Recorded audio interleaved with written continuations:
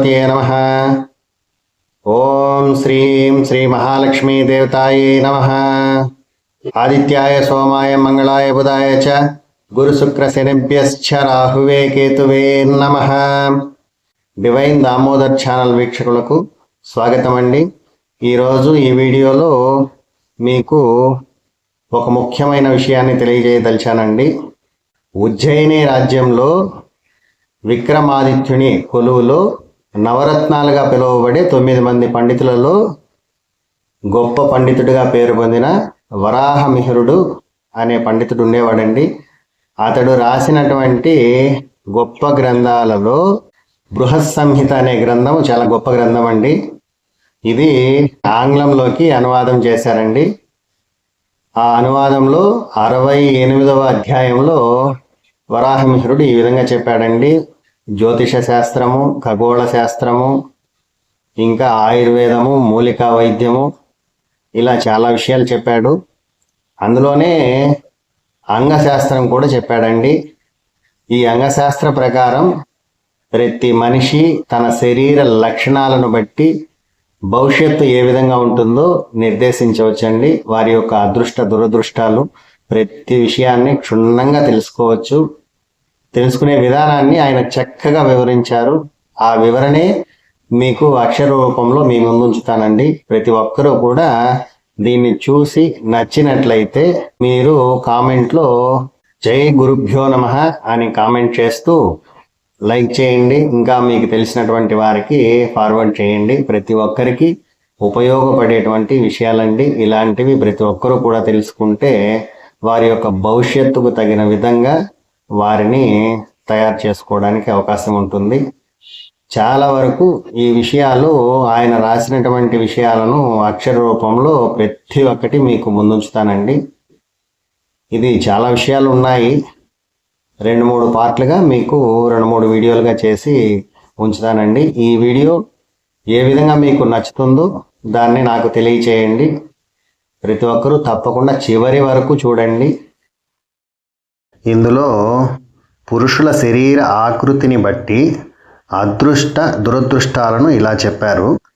ఒక వ్యక్తి యొక్క క్షేత్రం అంటే శరీరము, మృజం అంటే సంక్లిష్టత, స్వరము, బలము, సంహతి అంటే కీళ్ళు, వ్రేళ్ళు, వర్ణము అంటే శరీర ఛాయ అండి, అనుక అంటే ముఖ ఆకారము, ఉన్మానం అంటే ఎత్తు, మాన అంటే బరువు, ప్రకృతి అంటే అతని యొక్క స్వభావము, అదేవిధంగా గతి అంటే నడక. వీటిని పరిశీలించి అతని భవిష్యత్తును, అదృష్టాన్ని మరియు గుణగణాలను అంచనా వేయాలి. మొదటగా క్షేత్రము అంటే భౌతిక లక్షణాలు. పాదాలు పొడిగా మృదువైన అరికాళ్ళు కలిగి పద్మం రంగులో ఉండి, దగ్గర వేళ్ళు, అందమైన ఎర్రటి గోర్లు, అందమైన మడమలు కలిగి, కనిపించే స్నాయువులు లేకుండా ఎల్లప్పుడూ వెచ్చగా కనిపించని చీలమండలతో తాబేలులా పైకి లేచి ఉంటే ఆ వ్యక్తి ఖచ్చితంగా రాజు అవుతాడండి. అంటే ఒక టీం లీడర్గా కావచ్చు, లేదా గ్రామ పెద్దగా కావచ్చు, లేదా రాజకీయ రంగంలో ఒక ఉన్నత స్థితిలో ఉండటము, ఇలా రాజరిక లక్షణాలు ఖచ్చితంగా అయితే ఆ వ్యక్తికి ఉంటుంది. అదేవిధంగా పాదాలు కఠినంగా ఉండి వంకర లేదా వంగినట్లు నరాలతో కప్పబడి, పొడిగా, కాలి వేళ్ళు దగ్గరగా లేకుండా మరియు గోర్లు తెల్లగా నిగనిగలాడుతూ లేకుంటే ఆ వ్యక్తి పేదవాడు. చాలా వరకు ఆ పేదరిక లక్షణాలు కనిపిస్తుంది. పాదాలు పెద్దగా ఉంటే అతను ఎక్కువగా నడిచే అలవాటు ఉంటుంది. గోధుమ రంగులో ఉంటే అతని కుటుంబం నశించిపోతుంది. అరికాళ్ళు కాలినటువంటి మట్టి రంగులో ఉంటే అతను ఒక బ్రాహ్మణుని చంపేటువంటి అవకాశం ఉంటుంది. మరియు ఆ రంగు పసుపు రంగులో ఉంటే అతను నిషేధించబడినటువంటి స్త్రీలతో లైంగిక సంబంధం కలిగి ఉంటాడు. శంకలు వెంట్రుకలతో కప్పబడి సన్నగా మరియు చెల్లాచెదురుగా ఉంటే మరియు అవి గుండ్రంగా ఉంటే, తొడలు ఏనుగు తొండంలాగా ఉంటే, మోకాలు పెద్దవిగా ఉండి రెండు ఒకేలా ఉంటే ఆ వ్యక్తి కూడా ఖచ్చితంగా రాజు అవుతాడండి. కానీ శంకలు కుక్క లేదా నక్కలాగా ఉంటే ఆ వ్యక్తి ఖచ్చితంగా పేదవాడు అవుతాడు. శరీరంలోని ప్రతి కణం నుండి ఒకే వెంట్రుక పెరిగితే ఆ వ్యక్తి కూడా రాజరిక లక్షణాలు ఖచ్చితంగా ఉంటుంది. అదే కణం నుండి 2 వెంట్రుకలు పెరిగితే ఆ వ్యక్తి జ్ఞానవంతుడు ఖచ్చితంగా అవుతాడండి. మరియు వేదాలలో సూచించిన విధంగా జీవిత విధులను జాగ్రత్తగా పాటిస్తాడు. 3 లేదా అంతకంటే ఎక్కువ ఉంటే ఆ వ్యక్తి పేదవాడు మరియు దుఃఖంతో బాధపడుతుంటాడు. తల వెంట్రుకలకు కూడా ఇదే వ్యాఖ్యలు వర్తిస్తాయండి. మోకాళ్లలో మాంసం లేకపోతే ఆ వ్యక్తి తన ప్రయాణాలలో చనిపోతాడు. మోకాలు చిన్నగా ఉంటే అతను ప్రజాదరణ పొందుతాడు. వెడల్పుగా ఉంటే అతను పేదవాడవుతాడు. మునిగిపోతే అతను మహిళలకు లోబడి ఉంటాడు. అంటే మోకాళ్ళు కనిపించినట్లుగా మునిగిపోయినట్లుగా ఉంటే అతను ఖచ్చితంగా మహిళలకు లోబడి ఉంటాడు. మాంసంతో కప్పబడి ఉంటే అతను రాజు అవుతాడు. మరియు పెద్దవాడిగా ఉంటే, అంటే వారి యొక్క అన్నదమ్ములలో ఇతను పెద్దవాడిగా ఉంటే అతను ఎక్కువ కాలం జీవిస్తాడండి. మూత్రం 2, 3 లేదా 4 లైన్లలో పడి ఎడమ నుండి కుడికి మెలికలు తిరిగితే ఆ వ్యక్తి కూడా ఖచ్చితంగా రాజు అవుతాడండి. అది విరిగి చెల్లాచెదురుగా పడితే ఆ వ్యక్తి పేదరికాన్ని అనుభవిస్తాడు. మూత్రం ఒక పంక్తిలో పడి వక్రీకృతమైతే ఆ వ్యక్తికి చాలా అందమైన కుమారుడు పుడతాడు. లైంగిక సంపర్కం తక్కువ కాలం ఉంటే అతను ఎక్కువ కాలం జీవించే అవకాశం ఉంటుంది.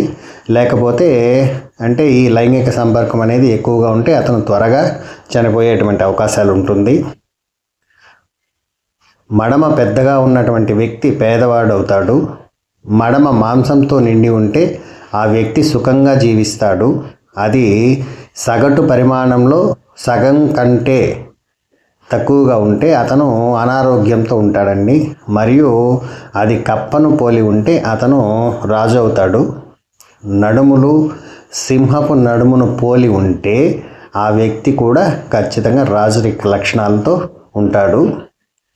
ఆ నడుము కోతి లేదా ఒంటెను పోలి ఉంటే అతను పేదవాడు, పేదరికాన్ని చాలా వరకు అనుభవించే అవకాశాలు కనిపిస్తున్నాయి. ఉదరం సమానంగా ఉంటే ఆ వ్యక్తి సుఖంగా జీవిస్తాడు. అది కుండలా ఉంటే అతను పేదవాడవుతాడు. భుజాలు లోపభూయిష్టంగా లేకపోతే ఆ వ్యక్తి ధనవంతుడవుతాడు.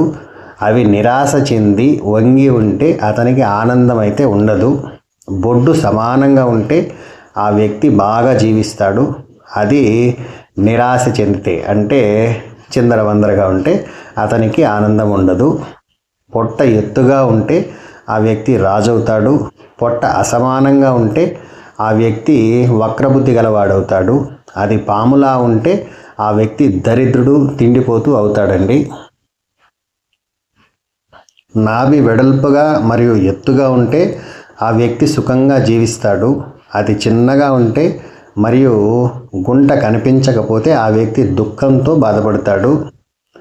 నాభి చర్మం యొక్క మడత మధ్యలో ఉంటే లేదా అది అణగారి ఉంటే ఆ వ్యక్తి కడుపు నొప్పితో బాధపడుతూ ఉంటాడు మరియు పేదవాడవుతాడు.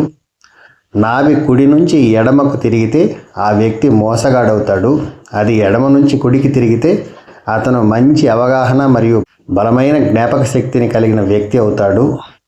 నాభి 2 వైపులా అడ్డంగా విస్తరించి ఉంటే ఆ వ్యక్తి ఎక్కువ కాలం జీవిస్తాడు. అది నిలువుగా పైకి విస్తరించి ఉంటే అతను ఖచ్చితంగా ధనవంతుడైతే అవుతాడు. నిలువుగా క్రిందికి విస్తరించి ఉంటే అతనికి ఆవులు ఎక్కువగా ఉంటాయి మరియు అది కమలం రంగులా ఉంటే ఆ వ్యక్తి రాజు అయితే ఖచ్చితంగా అవుతాడు.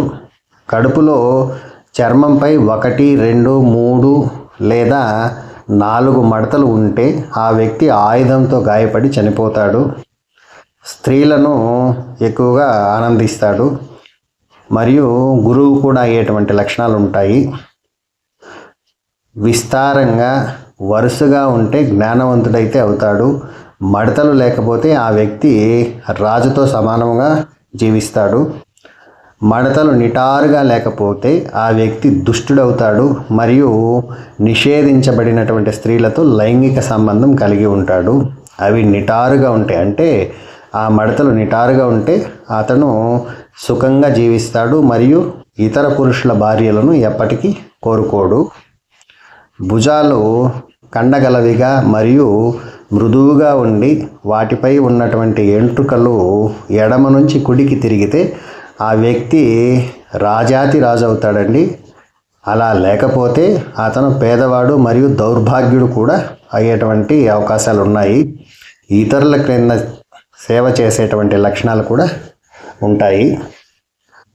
రొమ్ము యొక్క చనుమొన ఎత్తుగా లేకపోతే ఆ వ్యక్తి ప్రజాదరణ పొందుతాడు. 2 చనుమొనలు పొడవుగా ఉండి ఒకేలా ఉండకపోతే అతను పేదవాడవుతాడు. అవి పెద్దవిగా ఉంటే ఎత్తుగా ఉన్నా లేదా మునిగిపోయినా ఆ వ్యక్తి రాజు అవుతాడు మరియు సుఖంగా జీవిస్తాడు. రొమ్ము ఎత్తుగా వెడల్పుగా కండలు అధికంగా మరియు దృఢంగా ఉంటే ఆ వ్యక్తి రాజు అవుతాడు. లేకపోతే గట్టి జుట్టు మరియు కండరాలతో కప్పబడి ఉంటే ఆ వ్యక్తి మానవాళిలో అత్యంత నీచుడు కూడా అవుతాడు. వక్షోజాలు సమానంగా ఉంటే ఆ వ్యక్తి ధనవంతుడవుతాడు. పెద్దగా ఉంటే అతను వీరుడవుతాడు.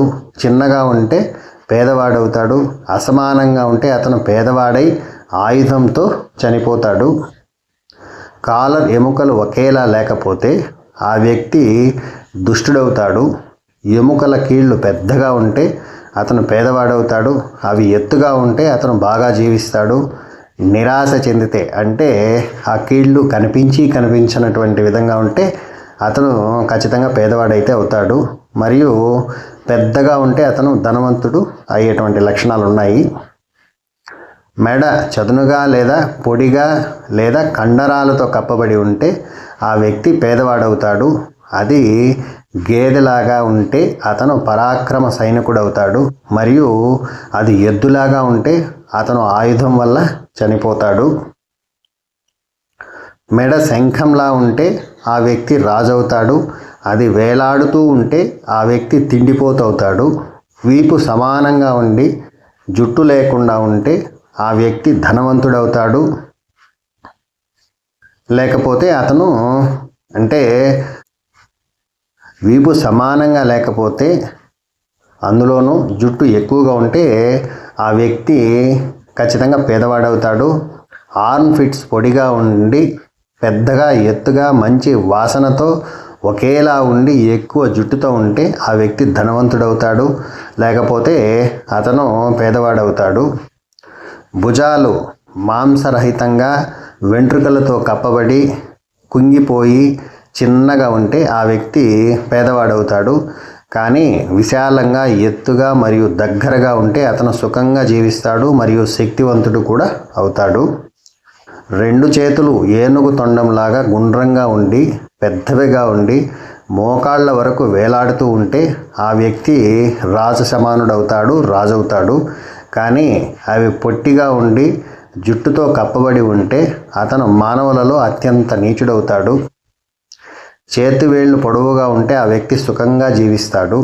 అవి చర్మపు మడతలు లేకుండా ఉంటే అతను ప్రజాదరణ పొందుతాడు.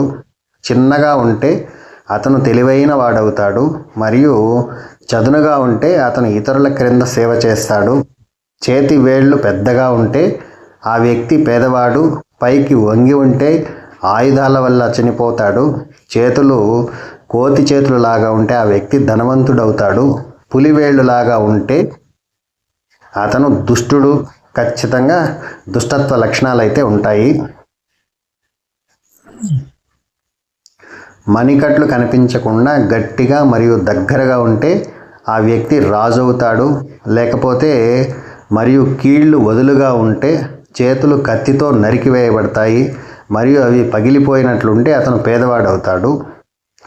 అరచేయి బోలుగా ఉంటే ఆ వ్యక్తి తన తండ్రి ఆస్తిని వారసత్వంగా పొందగలడు. అది గుండ్రంగా మరియు బోలుగా ఉంటే అతను ధనవంతుడవుతాడు మరియు ఉన్నతంగా ఉంటే అతను ఉదారవాది అవుతాడండి. ఇంకా ముందు ముందు చాలా వీడియోలు ఈ విషయం పైన నేను మీకు తెలియజేస్తానండి. తప్పకుండా ప్రతి ఒక్కరూ చూడాలని ఆశిస్తూ సెలవు తీసుకుంటున్నాను. నమస్కారం.